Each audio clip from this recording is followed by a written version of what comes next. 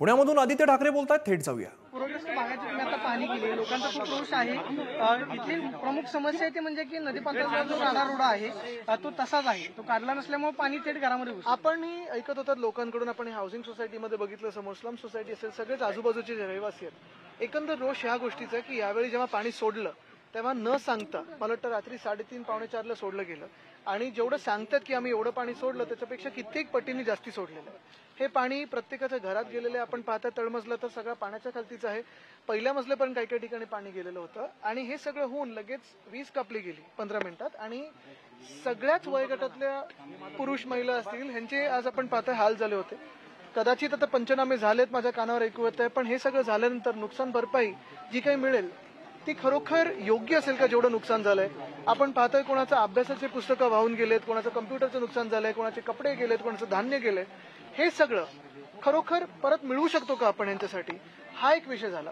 दुसरं म्हणजे डोळ्यादेखत इथे ह्या वॉर्डच्या समोर आता 2 वर्ष तर मुंबई असेल, पुणे, ठाणे वगैरे सगळीकडेच आपण पाहतोय निवडणुका झालेल्या नाहीत, स्थानिक लोकप्रतिनिधी नाहीत, आणि नगरसेवक नसताना अनेक ठिकाणी एन्क्रोचमेंट होत आहेत, राडारोडा टाकला जातोय.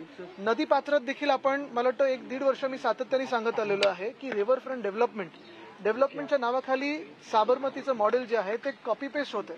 ते गुजरातच्या आर्किटेक्टना पुणे खरोखर कळतंय का? हा देखील एक विषय झालेला आहे. आणि म्हणून ह्याच्यातून पुढचा मार्ग काय? बघा काय होतं की अशी घटना घडल्यानंतर अनेक राजकीय व्यक्ती येतात, पाहणी करून जातात, मग काही घोषणा करून जातात, पण ह्याचं पुढचं पाऊल काय? तर आता जो काही रिव्हरफ्रंट डेव्हलपमेंटमध्ये जो काही खर्च होतोय तो खर्च इथे वळवून ह्या आजूबाजूचे सगळे रहिवाशांना आपण काही क्लस्टर डेव्हलपमेंट किंवा वेगळं काही आपण पर्याय शोधू शकतो का? रिटेनिंग वॉल इथे आता मला वॉर्ड ऑफिसरनी सांगितलं प्रस्तावित केली आहे, पण ती कधीपर्यंत प्रस्तावित होणार आहे? म्हणजे तो प्रस्ताव शासनाकडे गेलाय का? शासन मंजुरी मिळाली का? फंड तेवढा आलाय का? फंड कमी पडतोय का? मी त्यांना हेही सांगितलं की फंड कमी पडत असेल आम्हाला सांगा, आम्ही पाठपुरावा करू. पण मुख्य गोष्ट ही आहे की हे सगळं झालं पुढच्या पावसाळ्यापर्यंत. आत्ता जी सद्यस्थिती आहे ती स्थिती अशी आहे की आता हे लोक परत ह्याच भीतीत राहतात की पुन्हा एकदा जर असं पाणी सोडलं गेलं किंवा असा पाऊस पडला तर मग आम्ही करायचं काय? आणि मला वाटतं त्याच्यावर प्रशासनाने किंवा शासनाने उत्तर देणं गरजेचं आहे. सर्वात मोठं आता आयुक्तांशी तुमचं बोलणं झालं, आयुक्तांनी काय सांगितलं? लोकांच्या तक्रारी आहेत की? आयुक्तांनी आता तेच सांगितलं की आम्ही पाहतोय, बघतोय, ते सगळं ठीक आहे हो, पण ह्याच्यात पुढचा ऍक्शन प्लॅन काय? कारण बघा काही काही ठिकाणी आम्हाला आमचं सरकार आल्यानंतर कडक कारवाई करायला लागेल, मग ते कुठचेही आयुक्त असू दे किंवा कुठचेही ऑफिसर असू दे, कारण त्यांच्याच आता देखरेखीत हे सगळं होत आहे, जे कोणी असतील. कारण गेले 2 वर्ष तर नगरसेवकच नाही आहेत, मग लोकांनी जायचं तरी कोणाकडे? हीच परिस्थिती पहिल्यांदा या ठिकाणी पाणी आलं नाही. म्हणजे 2004, 7, 9, 19, 24 आणि इथे महापालिकेमध्ये सुरुवातीला काय काँग्रेस कलमाडी कारभारी होते, नंतर अजितदादा कारभारी झाल्यानंतर पॅटर्न झाला, नंतर भाजप आला, त्याच्यामुळे इथे पाणी येतं, दौरे होतं, ताडा होतो. अजूनही म्हणून तर जे मी बोललो ते आता बोललोय. आता मुंबईमध्ये आंदोलन सुरू आहे, तुमच्यावरती आरोप केले गेले. बघा तो सुपारी पक्ष आहे, त्याच्याकडे मी लक्ष देत नाही. त्यांनी ज्येष्ठ नागरिकांवर आज हल्ला केलेला आहे, तो व्हिडिओ आपण पहा, धक्काबुक्की ज्येष्ठ नागरिकांना केलेली आहे. हे निवडणूक आली की सुरू होतात 2 महिने आणि मग परत झोपलेले असतात. मुख्य गोष्ट हीच आहे की अशा टपोरी लोकांकडे लक्ष देऊ नये.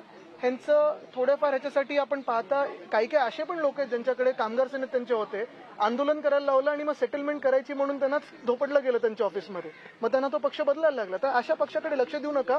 निवडणूक आली की छत्र्या जसं दिसतात तसं दिसतात ते. अमोल मिटकरींची पण गाडी फोडलेली आहे. तेच सांगितलं ना, मुख्य गोष्ट म्हणजे हे निवडणुकीच्या पूर्वीच्या छत्र्या आहेत ते सोडून द्या. आणि वैष्णव यांच्यावर टीका केलेली होती रेल्वे मंत्री. आता बावनकुळे असं म्हणतायत की तुम्ही खूप लहान आहात, तुम्हाला त्यांची उंची. नक्कीच ते जसं मकावमध्ये जाऊन बसतात त्या ठिकाणी माझ्या वयामुळे मला सोडणारच नाहीत, म्हणून त्यांना माझं वय माहिती आहे.